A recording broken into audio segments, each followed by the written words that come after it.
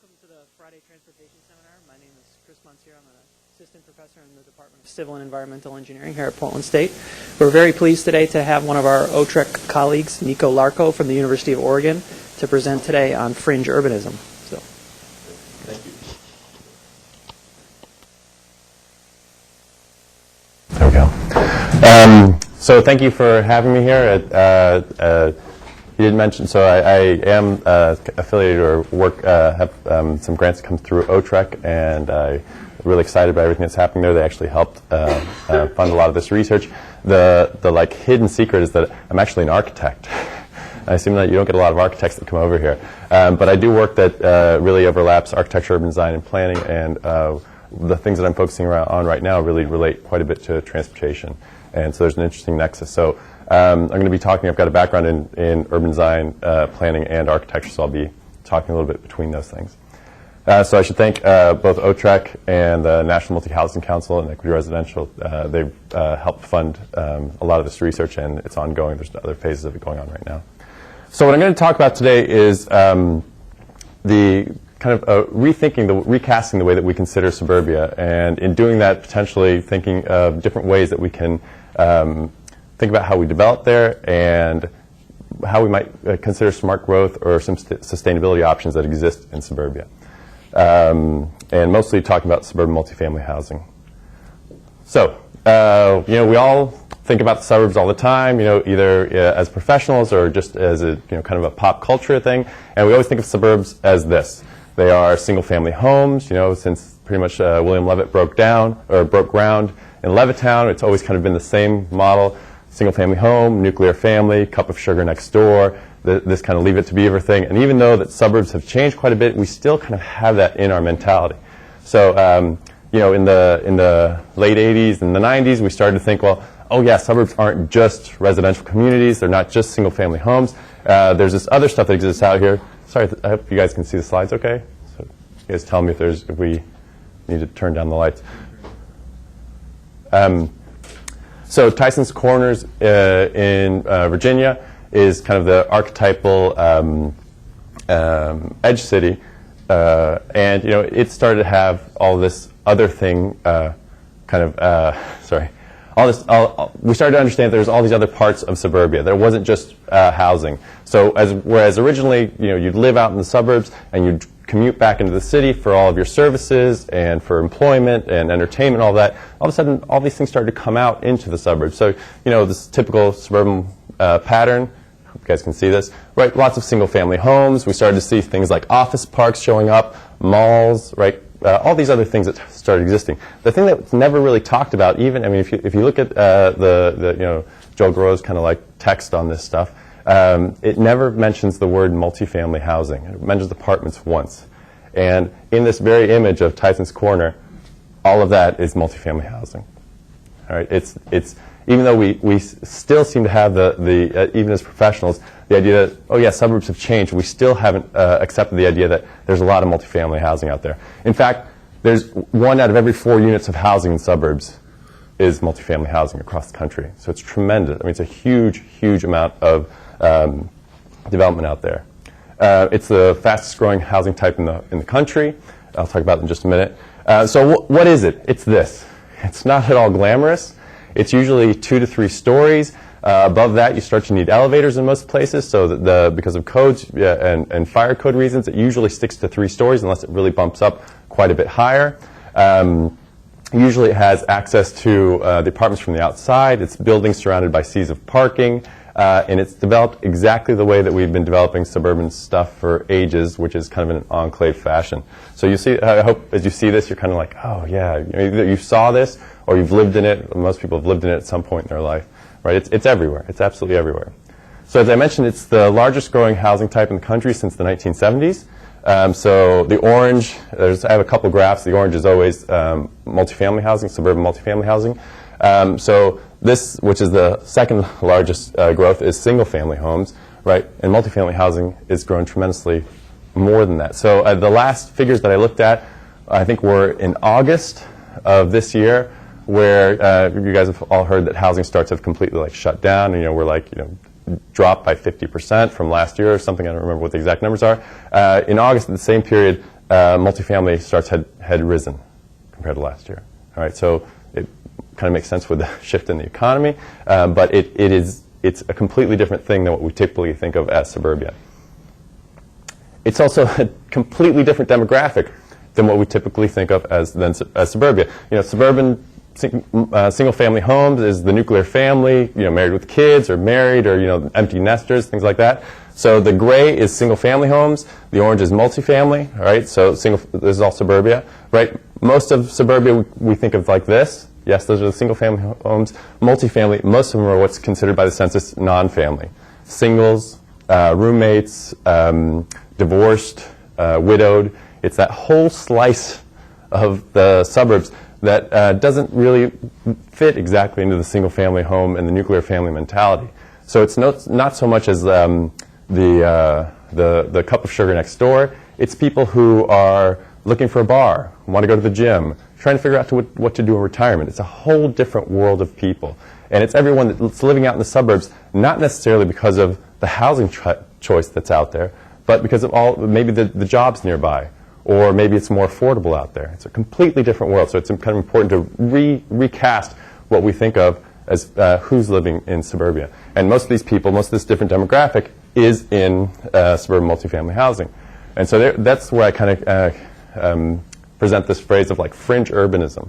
Right? This is a population that is not interested in what the local school is. In fact, if you look at the census, so most of this information comes from the American Housing Survey. If you look at that data, the largest percentage of people that move out here to suburban multifamily housing is because of proximity to jobs, or that they know someone nearby. Schools, like, barely even registers on there. I mean, the things that we typically think of as suburbia don't register. It's a completely different demographic. It's also a much younger demographic. So this is the head of the household, age distribution. Again, the gray is multifamily, so it's things that we typically think of. You know, you either get out of high school or you graduate from college and you start to do something else, and you have your kids and you move into the suburbs, and then, you know, you live in your single-family homes area. Well, most of the people, when they either get out of high school or get out of college, they move to multifamily housing. And so you see a large number of households that are both very young and then again when they're very old. And so it's an interesting kind of shift in that it's really kind of a lifestyle choice. Depending on where you are in the life cycle, you would kind of find yourself in multifamily housing. These are people who want more mobility, right? So maybe you have a job that you don't know how long you're going to be there. Sometimes, especially with the older and the younger, people who aren't interested in maintenance. No one wants to own a lawnmower or have to mow the lawn, right? It's a whole different kind of idea. I don't have the graphs here, but there's also I looked in the American Housing Survey on income distribution, and, you know, everyone thinks multifamily housing is for low-income housing, right? That is low-income housing. Not the case at all. All 5 quintiles are well represented, almost equally, and in fact, there's a little bit higher in the first and second quintile of incomes, but that's mostly because it's young people.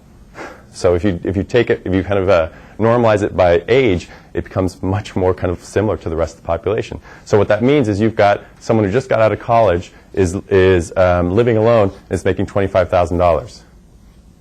That's not what I would consider low income, right? But when compared to the residents, the single family residents next door, the nuclear family, yes, it is a lower income distribution. So here we have density, right? These are very dense, usually, you know, anywhere from like 13 up to like 40 units an acre. You change substantially the typology when you get to 40 units, but easily into the mid-20s, looking like some of the images that I showed you, right? And so it's density in suburbia, and it's almost always put right next to commercial throughout the country. So I've done case studies throughout the country, in-depth ones in Oregon, Arizona, Florida, and Massachusetts, and it's always the same thing. This stuff is put, there's commercial strips, and then this is used as a buffer between the commercial areas and the single-family homes. And so so in these case studies, I've interviewed planners, architects, and developers of the specific case studies and said, why are you doing this? Why are you developing this the way that it's being developed? Why are you designing this the way that it's being designed? From planners, almost across the board, I've heard the phrase, it's planning 101. Of course, you're going to put density right next to the commercial areas, right? That makes sense. And it's great because it's a buffer between, these uses, no single-family home likes to back up onto a shopping area, a strip mall. So you put the multifamily in, and it kind of serves as a great buffer. All right. So, and you see this. I mean, this is God, I don't even remember anymore. Annapolis, Oregon, Phoenix, and Orlando. And so you have this kind of phenomenon that's happening across the country. Different demographic, 1 in 4 units of housing, dense, right next to commercial. I mean, this is like the roots of urbanity, right? So let's think about, let me talk a little bit more about its proximity to commercial. This is a study that I'm doing right now of the Phoenix area, where I looked from 2005 to 2007, so a 3-year, all of 2005, 2006, 2007. There's 85 total developments that happened in that time of suburban multifamily housing. Of those, 71 have commercial within a quarter mile. All right, this is like typical everywhere. Of the 71, the number that you can get to commercial through the street network in less than a quarter mile is only 5. All right, so it's a complete question now of how it's being designed. We have proximity, right? We have destinations, we have density. What we don't have is the way that it's being designed that facilitates kind of a connection to happen. So what it typically looks like is this. Here's multifamily housing. This is an example from Arizona. Here's multifamily housing here, commercial here. These are doctors' offices. And from a planning perspective, when we just look at the colors on the map, right? When we look at that, this is great. I mean, the planner looks at this and says, "Fantastic, we've done this. We've like put this, made this great kind of synergy happens." But then this is the way it gets kind of put together on the ground. I live here, and I want to go to my doctor there. And what do I have to do? I walk all the way through this, which can or cannot be a pedestrian environment at all. I'll talk a little bit more about that in a little bit. I have to come out onto an arterial that may or may not have a sidewalk. And even if it has a sidewalk, it might be right next to traffic going 45 miles an hour. Walk down that, cross a whole bunch of curb cuts, walk down this, a whole bunch of curb cuts, and then maybe there might be a way of getting from the curb to the building right there. All right? And so that's a typical way that it's being developed, because it's still kind of using the enclaved kind of mentality of how we develop in suburbia. It's very similar to what we see in single-family homes, right? That idea that we just kind of work off the arterial, and we have internal circulation, but outside of that we don't really deal with it. So connectivity is extremely low. A kind of more egregious example here, multifamily housing right here, commercial, a ton of commercial all around here, right? And you think about the distance that you'd be able to walk to get from one to the other is completely a walkable distance in suburbia, absolutely a walkable distance. Even if we use what I would consider the conservative quarter-mile rule, right, it's absolutely walkable. But what you have to do is you have to come out to this road, off to an arterial, and then somehow get from if there is a sidewalk, from the sidewalk into the commercial area, right? Not at all. It all of a sudden becomes no longer in the realm of a walkable situation. But no one walks in suburbia everywhere anyway, right? So what's it matter? So why even bother dealing with this as a potentially pedestrian environment or biker or pet environment? And so I say that's kind of joking, but in all the interviews that I've done of planners, of developers, and architects, of people who've designed these things out in the suburbs, even people who've put in sidewalks and things, I ask certain questions about it, and they go, but no one ever uses those things. No one ever walks, right? So, well, first the data. So again, the American Housing Survey, this is percent using non-auto transport to work. All right, and so again, suburban multifamily being the orange. So you have a high percentage, 6.5% using public transportation to work. That's similar to what you see in urban areas, and that's in suburban multifamily areas. All right, the biker walk, you see about 3.5%. Again, a fairly high percentage that are doing this. So it's a population that will walk, that because of a number of different reasons of kind of life cycle and lifestyle decisions, is willing to do that in a location that's very close to places that they could walk, right? But because of site design, because it's kind of like the gap between planning and architecture, I think the urban design question, it's just not happening. So how is it typically designed? It looks like this.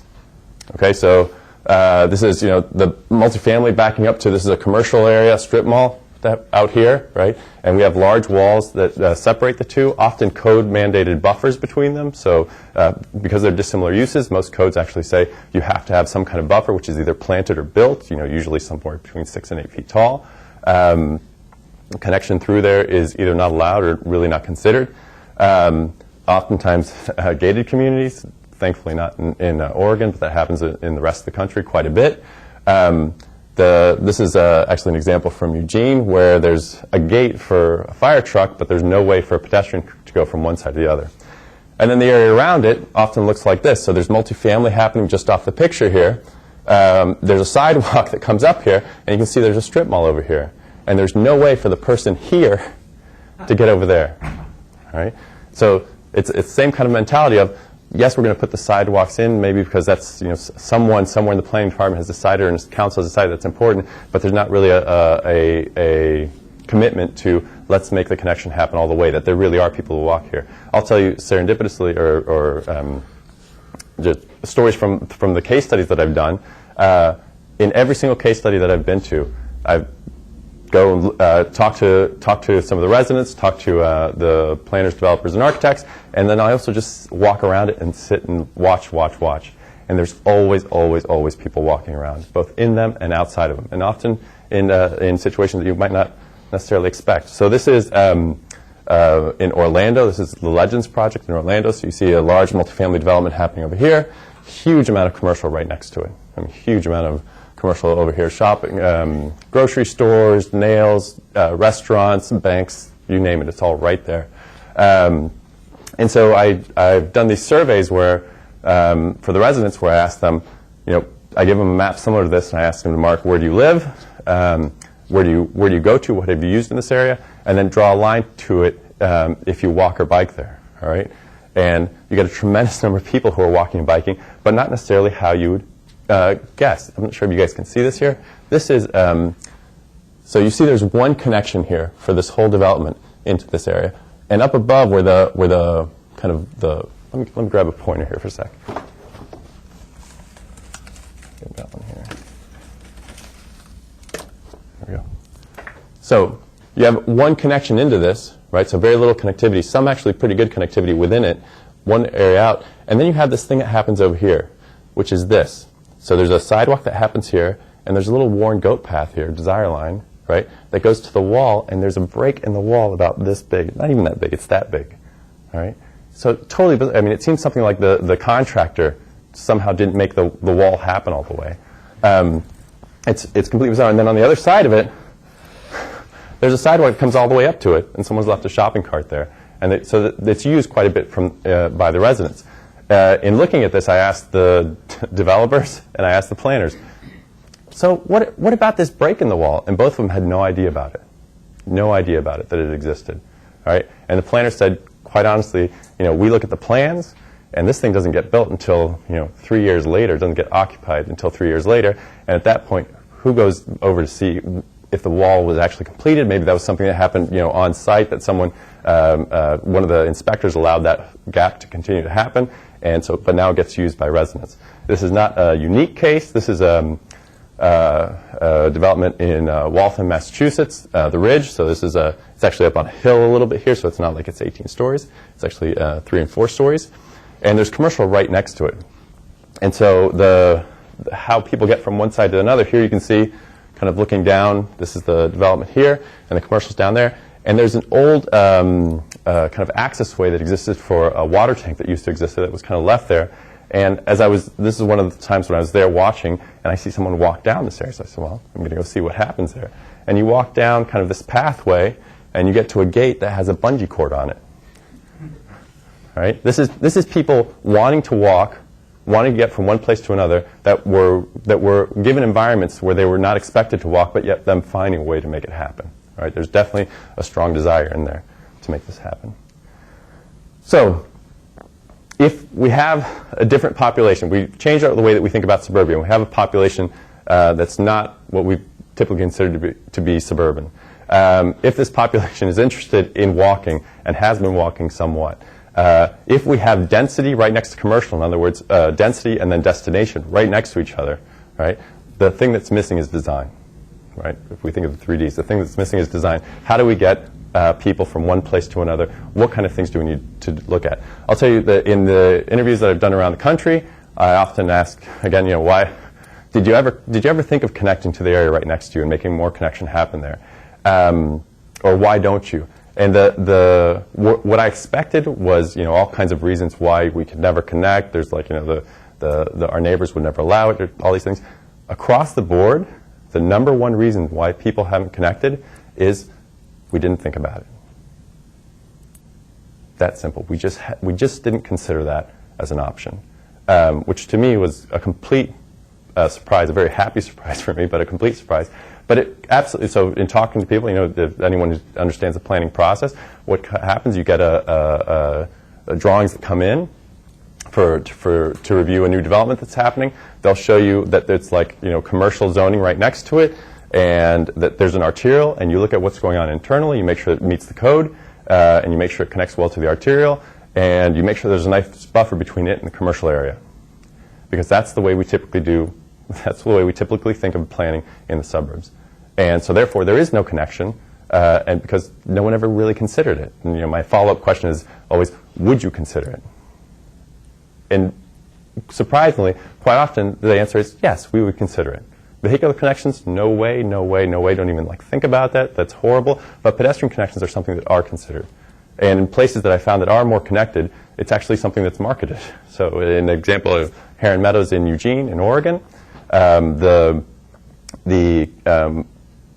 multifamily property is right next to commercial, and there's very good connectivity throughout that. And when people move in, they get coupons, gift certificates from the restaurants that are in that commercial strip because they want to start that relationship as it goes out. And the management company, the rental agency, actually promotes the idea that this thing is right next door. It's in their marketing material. It's very easy to get to one from the other. All right, so it seems like, so this is where I talk about like overlooked potential that really exists out there. The question is, how do we design these things? So, plain design issues. The 5 things I'm going to talk about is, first of all, just get it on the radar, right? Just start considering that this exists, that there's a desire to make connection between it, and let's just think about how to make the connection between it. I think that's like the number 1 goal. After that, I'll talk about streets, not seas of parking, parking pods, connectivity issues, and sidewalks are for walking. So, street, not seas of parking. So typically the way that multifamily, so I should mention, multifamily codes overwhelmingly throughout the country are either the multifamily the section of the code is either high density residential or it's commercial. And the high density residential is a subset really of the single family code. It's a kind of a single family code plus. And the commercial, it deals with things that we wouldn't normally consider as important to the residential development. So some of the things that you might see for kind of what code dictates are things such as setbacks from property line. Makes absolute sense when you're dealing with a single-family home on a small lot. When you're dealing with enormous lots, setback from the property line tells you very little about what's happening. There's height restrictions, usually also related to the property line, because no one wants to look at a huge building from their single-family home or sometimes from the road. There are sometimes there are open space standards for kind of the people who are inside of that.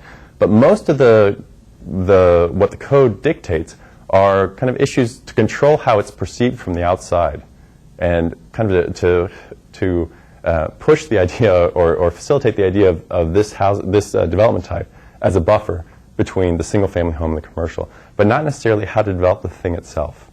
Right? There's very little code that speaks to that. There's some notable exceptions, but most of the code really reads as if you've got a small single-family lot that you've just made very large, and this is the development that you're going to put on it.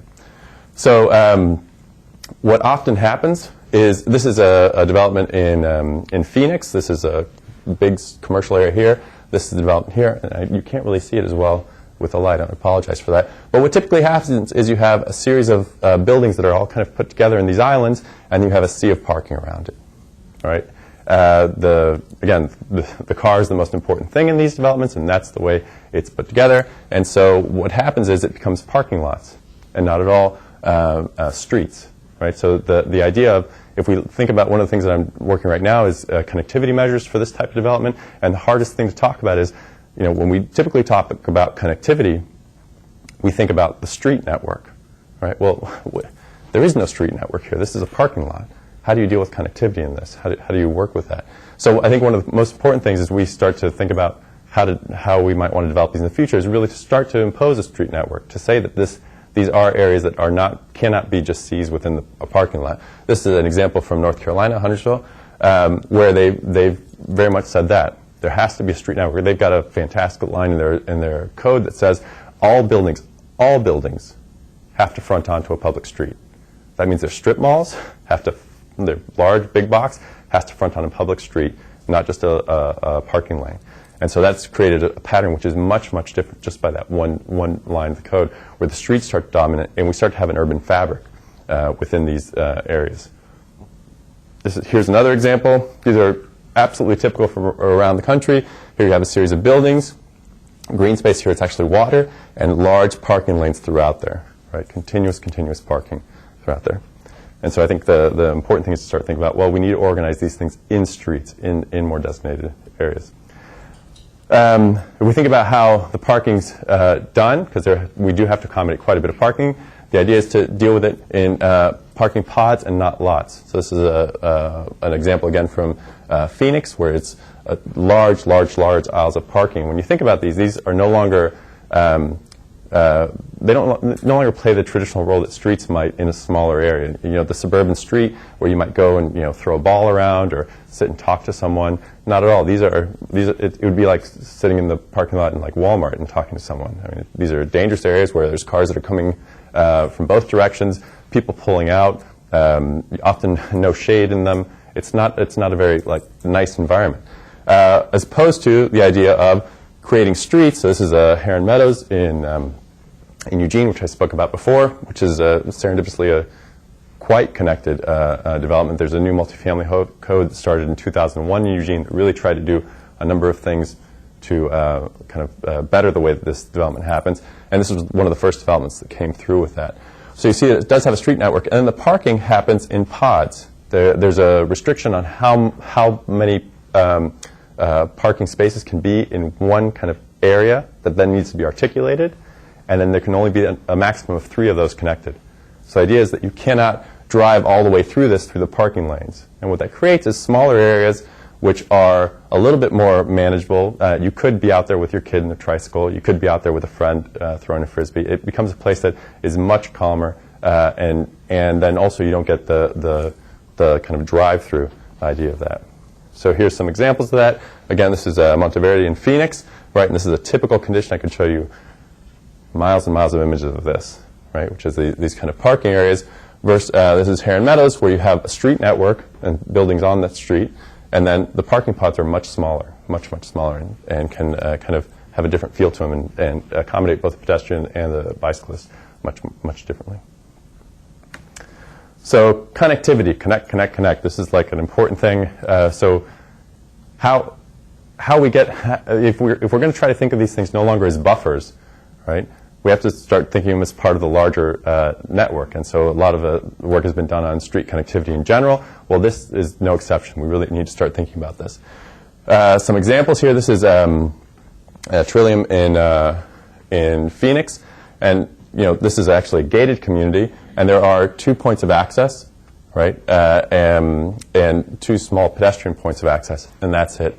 And what you end up having is this condition where you have the potential for connections next door. This is townhomes that are right next to it. That image is taken right here, looking down this parking lane into this area. And all you'd have to do is move a dumpster, right, and you'd be able to connect through here, and all of a sudden have much more interaction between the two and the potential of a pedestrian environment. So in the surveys that I think I'm actually going to show that survey later on, but I'll tell you about it, that I ask about where do you live and where do you go and how do you get there. There's a woman who lived, I think, in this building here and wrote, lucky me, had written on the side that said, I take my kid here, but we drive because I don't want to take him on the street. So they live here and they have a friend that lives there, right? And they drive. They come out onto the arterial, go down that little bit, and come all the way out.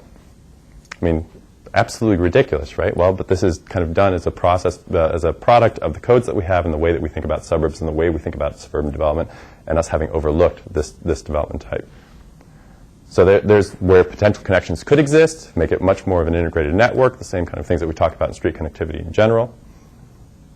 This is, again, the Heron Meadows example, where there's a number of different connections. And this is not rocket science. It's not very expensive.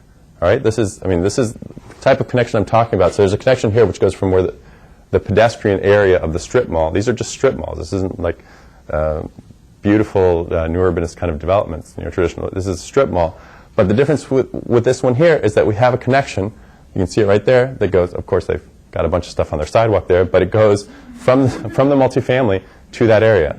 And that makes a tremendous amount of difference in the number of people that we're seeing walking from these surveys, the number of people who are walking and biking to the areas next door. So again, this is not very expensive. It's very simple to do. It's just you have to coordinate it. And it has to be done, I would say, at the planning level, and the developer has to be on track with that. The street network exists here, and the city was very adamant that there was going to be a street network, and it needed to come all the way through here. So there's a development that's going to be happening here shortly, and that the street would continue out, so they had a stub out there. And there's another access way actually that happens through there that right now is knockdowns for fire trucks. This one, the developer said they didn't want to have it open for anyone because they were worried about people driving through here from the commercial area. And so the compromise was to put knockdowns in that area so that people could, the right-of-way still existed, and eventually, 20 years from now, we might get rid of those knockdowns, and that connectivity exists between the two areas. This is the development in North Carolina, in Huntersville. The one that I showed you, the drawing that I showed you right there, you can see the amount of locations where there is connection from one place to the next. This is it here. I'm not sure if you can see as much. The interesting thing is up here, we have 3 different phases of development happening. But because the connectivity standards are so strong, you can't really tell what one development was over the next, right? This is multifamily housing happening up here. This is a strip mall here with a street happening right there. And this is that piece happening over there. And so instead of it being an enclave where it's only, you can only get to it from the arterial, right, this connection here, there's actually a number of connections all the way through, and it's part of an integrated network. You have to have streets to be able to do that, but once you have streets, then you need to connect them. And then the last thing is this idea that sidewalks are for walking. Again, you ask people who work on these developments all the time, and the overwhelming feeling is that no one walks in these things. So sidewalks are they're just money. They're a lot of money that you put out there for no good reasons. And you see that, that a lot of times developers will put in as little as possible. So these are 2 different examples. This is the Monteverde example, one of the case studies from Arizona, and Heron Meadows. And here you see the sidewalk network exists to get you from your car to your unit, and that's it. And it works well for that, but that's the only idea of it.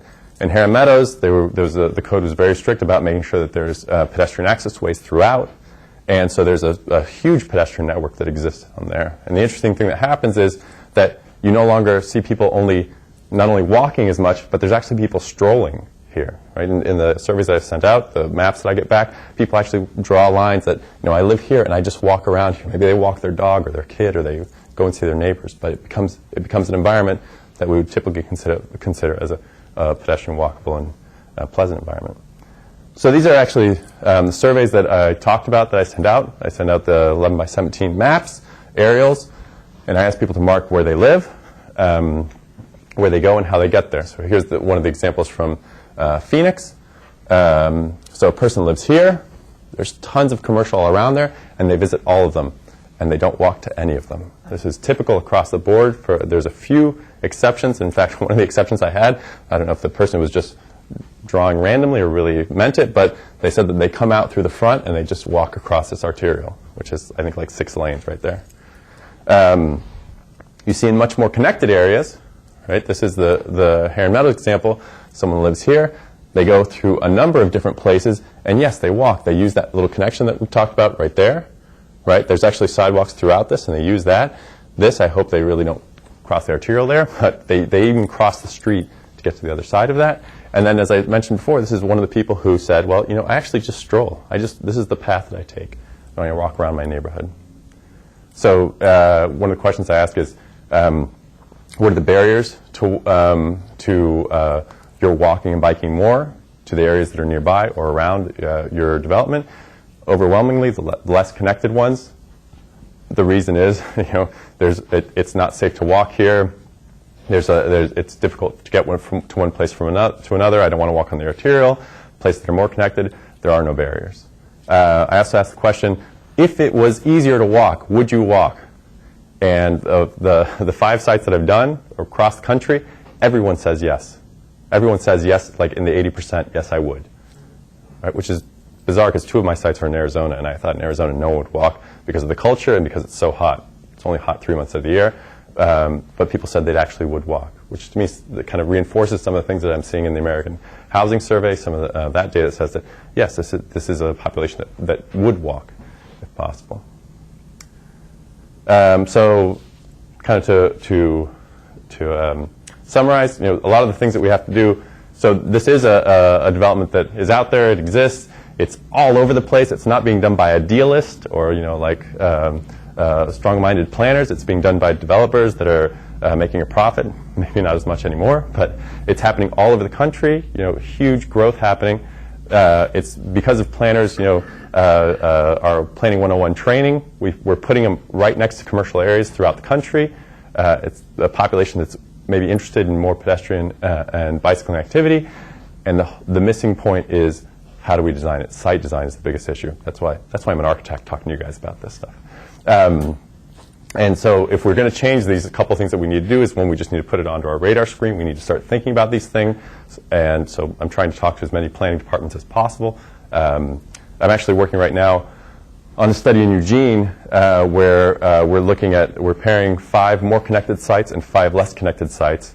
And we're doing a similar type of survey to figure out how much are people walking and biking depending on the connectivity, equalizing it for, or normalizing it for the amount of commercial nearby.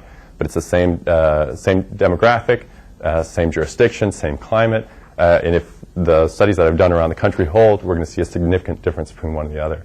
Off of that as well, with the funding from OTREC and partnerships with the City of Eugene and ODOT, we're going to be putting together kind of best practices on how to develop this type of housing that will go out to cities and counties across Oregon. So get it on the radar. I think it's really important. Make sure that you think about streets and not just seas of parking, that it cannot be parking lots with little units inside of it or buildings inside of it. We really need to think about this as part of the larger network that we think about in the general city. Part of that is making sure that when we deal with cars, we deal with it in parking pods, not in the lots.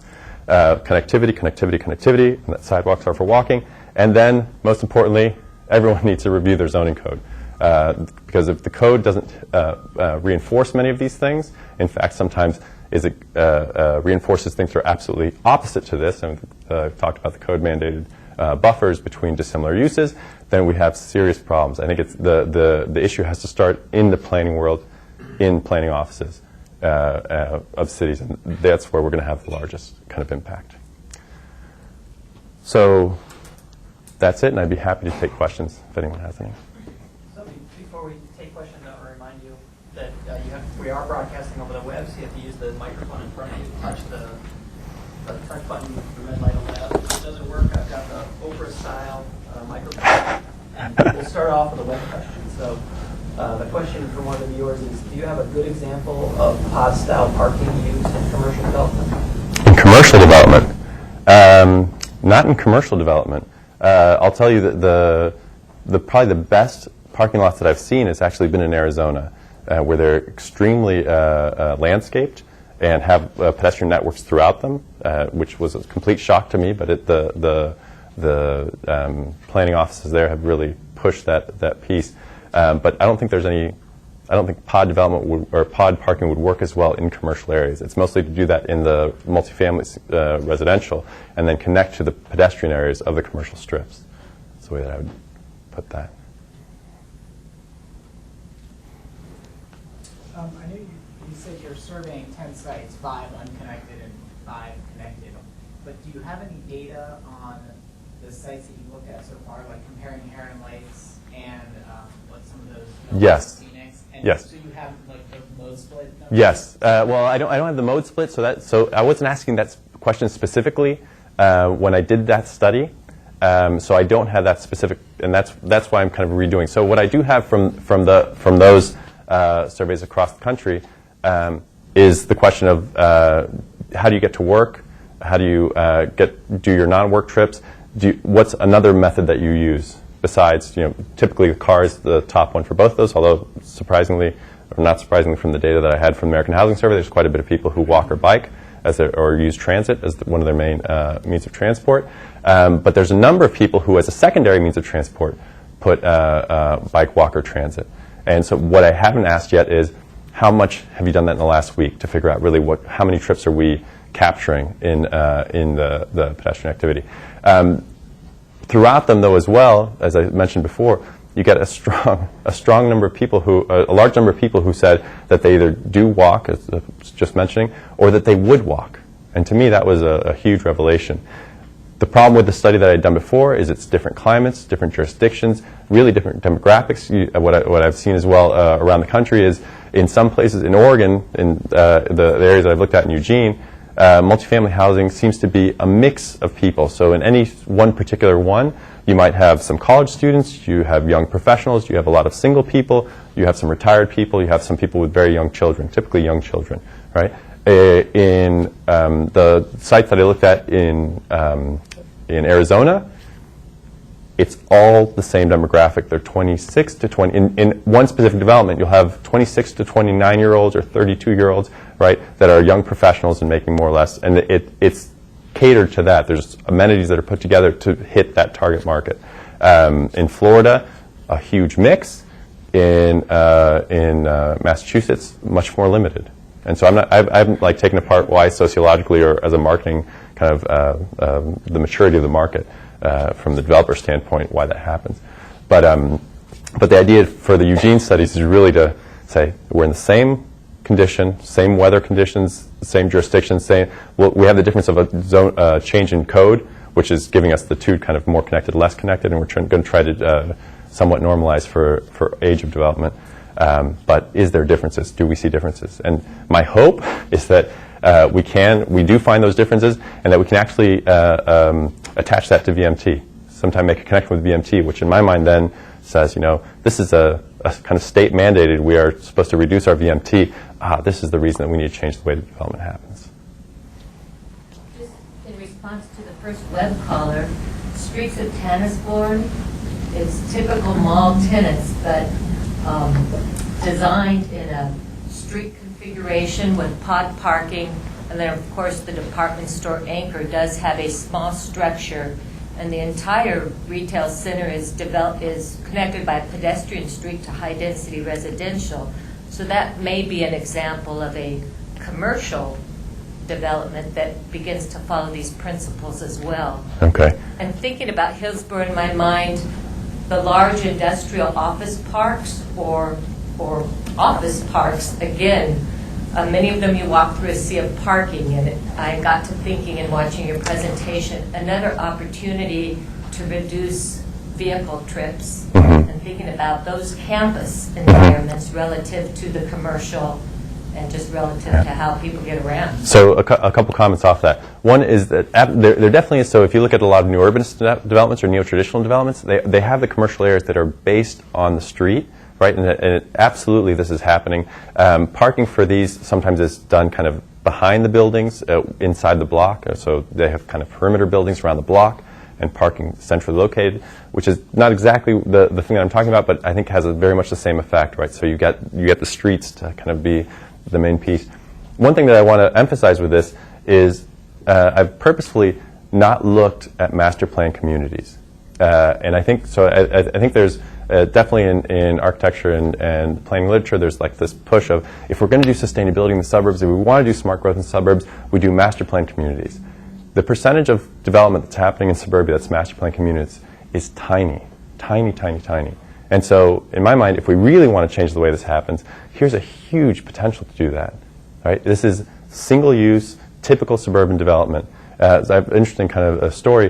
When I was in Orlando, I talked to one of the planning officials there, actually the head of the planning department there, and who had really kind of gone through a transformation since the development that I was looking at had been built, where there was it was the office in general was much more kind of both amenable to and pushing more pedestrian connectivity and these kinds of differences in the way you design.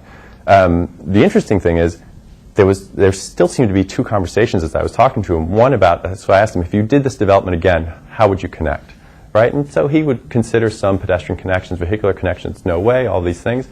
But then he started talking to me about a master plan community that was happening, on the other side of the county in Orlando, that, he was extremely excited about how it was being developed and the connections that existed through there. And there was a lot of street connectivity throughout there, all the kind of a gridded system that happened. And it seemed like two different worlds. And it makes sense as far as from a developer standpoint that in one you kind of capture all those amenities on site. And so it's easier to think of a whole vision and also as a marketing piece as a whole vision. But I think we need to change this piece, right? If we can change the single use typical suburban development, I think that's a huge a step forward. One other thing. The thing you mentioned about commercial, I think absolutely that would be like the next stage of looking at that and figuring out how can we change the way the commercial is developed. The commercial office development. The difference is, or the difficulty is, in that there's a huge potential in the way that we have it right now with multifamily next to retail commercial, in that there's you can work anywhere, but you always want to go to the grocery store that's right near you. Right? With commercial, as far as office development, the difficulty that we have is I might live right next to it, but either I don't have a job there, or I lost my job there, or my wife works there and I work somewhere else, and so it's much more difficult to make those connections happen. This seems like low-hanging fruit compared to the office development connection. I have two questions. One is, how do developers react to the street idea and pod parking? Does it cut down their density? Yes. So yes. So that's a really good question. So the great thing about the kind of the code that exists right now in Eugene with asking for streets and pod parking is it creates a much, I would say, better pedestrian, slightly urban environment. The bad part is one, you have a ton more impervious surface, right? Because you have much more concrete that you're putting down, which is a cost issue, which developers don't like, and it's also a rainwater issue, right? I mean, one of the things we want to do is try to do on-site capture of our rain and make sure that it gets back infiltrated into the ground. That really creates a problem. But it has the other problem, I think, as well, or challenge, I'd say, of it limits the density, how much density we can do. It's definitely, so some of the examples that I showed from Arizona, it was packed in. I mean, it was packed in with parking and buildings, and there was no room to do anything else. But I think that's something that needs to be considered, right? Maybe that we need to have at some point, maybe you need to jump up and scale it. We can no longer do this type of development with all the parking because of the externalities that it has, and that we need to if we're going to have higher densities there, we need to go to a different typology. One thing. That said, there's a ton of development that sits within the 14 to 18 or 19 units per acre that can totally work with parking pods. And then the next question is, do you think it's possible to go in and retroactively insert some of this connectivity into some of the existing multifamily? Absolutely, and without a lot of cost. It'll take coordination, right? I mean, because you have to coordinate between two different owners. But what we're talking about is some painting on the ground and potentially some curb cuts. It's not a lot of money. Taking down a fence, right? But it's not a lot of money, and it's fairly simple to do.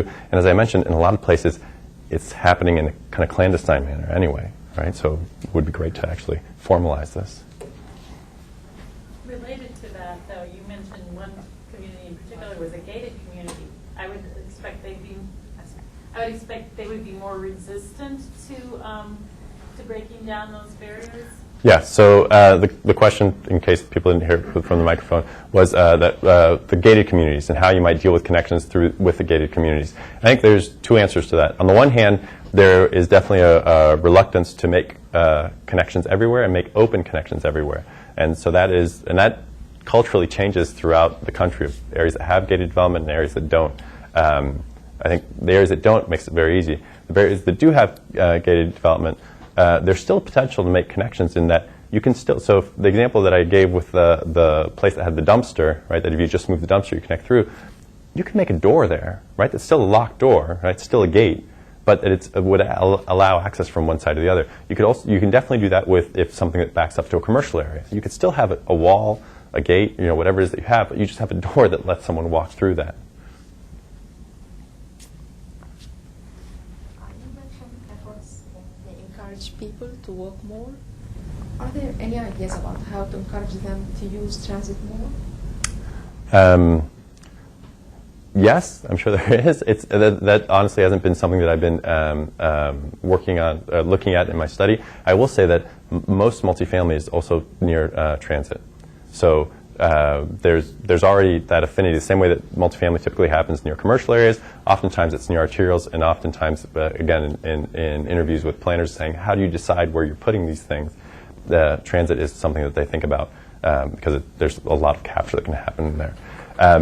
I will say one thing: if there's a development that doesn't have internal connectivity, so some of the connectivity measures that we're developing for this housing type is really, it goes internal connectivity. How do you get around inside? Pass-through connectivity. Can you go through this? Can a single-family home resident go through this thing, or can someone go from one to the other? And then what does it connect to outside of the walls of the development, of the property line of the development?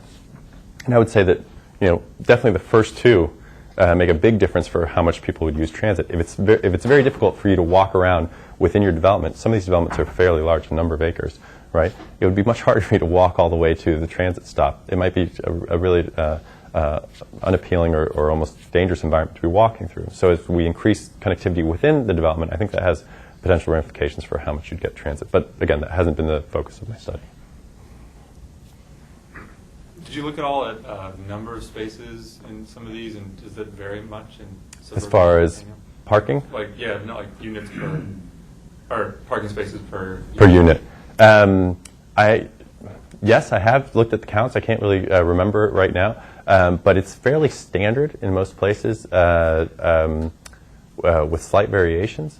I think I'm hoping, so one of the things I ask the developers as well, because the developers are usually the ones who are actually pushing the parking, that they want a certain amount of parking lots because they feel like that's something that's needed, is how full is it? Does it always get full? One thing that's really important to the developers are how close is the parking space to the unit, right? So every architect that I spoke to has to create these plans which show building and its kind of parking catchment to make sure that someone can park and get to their unit easily, and that's kind of like something that has to happen everywhere. As far as numbers, I can't really remember that there was significant differences from one place to another, but something to look at. You referred to the need to review code, zoning codes, but in my experience, in suburbia, it's not the building codes necessarily. It's a lack of design and architectural review. In other words, within the structure of the review, they don't have the provision for design or architectural review outside of just code implementation.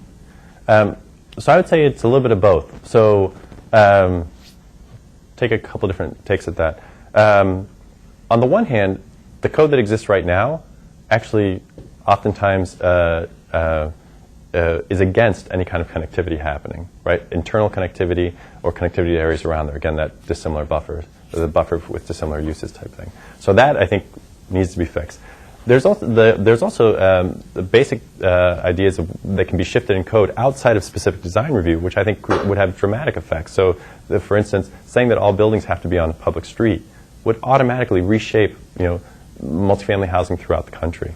Saying that you can't have parking in continuous lanes and pods automatically has design implications of how you design, how you would be able to lay something out. So I think that's a first step. The next step then is figuring out, if I can read between the lines of your question, of what are these environments really like? Can we really mandate design? And I would say it's almost impossible, but we can kind of get it within a certain framework that might be good enough for connectivity reasons. It might not be great, but it might be good enough for connectivity reasons. And I would argue that that's a fantastic first step for us to get to. I might add that the master planning communities that are occurring in Suburbia, very familiar with the Hillsborough, and when you have that master planning imposed upon a community in a large development, it fosters that community to look at any development at a higher standard of performance. Mm-hmm. And they get that through actual reviews by public bodies, planning commissions, or whatever. It's a requirement to bring your designs forward, so that it raises the bar. So, interesting point related to that. So, in speaking to some of the people in Orlando, many of them cited the existence of Celebration, which is the Disney New Urbanist town, which has been fairly criticized. But they cited it as, this kind of said, well, there's a different way of developing. This can exist out here. And it changed the way that the planning office thought about it, the developers in the area thought about what might be possible, and the designers were able to kind of put forth what might be possible. Absolutely. So not to disassociate completely with the master plan approach, it definitely helps the whole conversation going along. My argument is simply that it's a small percentage of what's happening in suburbs, and we really need to deal with the kind of single-use site developments. So maybe we'll wrap up with the last question from the web. If somebody was living in a development or an area that had some connectivity issues, who would you recommend they contact to start solving those? Give me a call first, because I'd love to start working on case studies on how we actually change these things. So that would be one thing.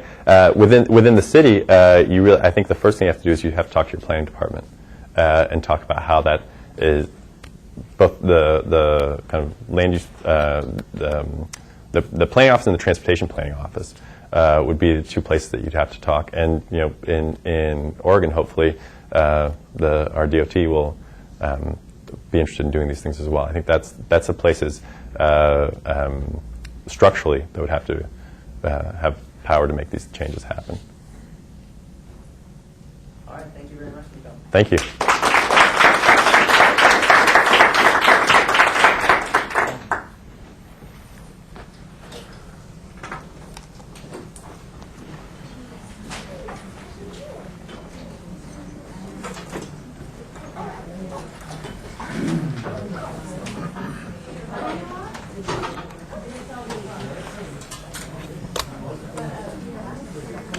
Hi. Hello. Thank you. Sorry I was late. That's great. I'm Glenn. I'm the director of the Willamette Pedestrian Coalition. Oh, great. Also an architect. Oh. I spent years in architecture. And we were talking about the whole, not my department and, just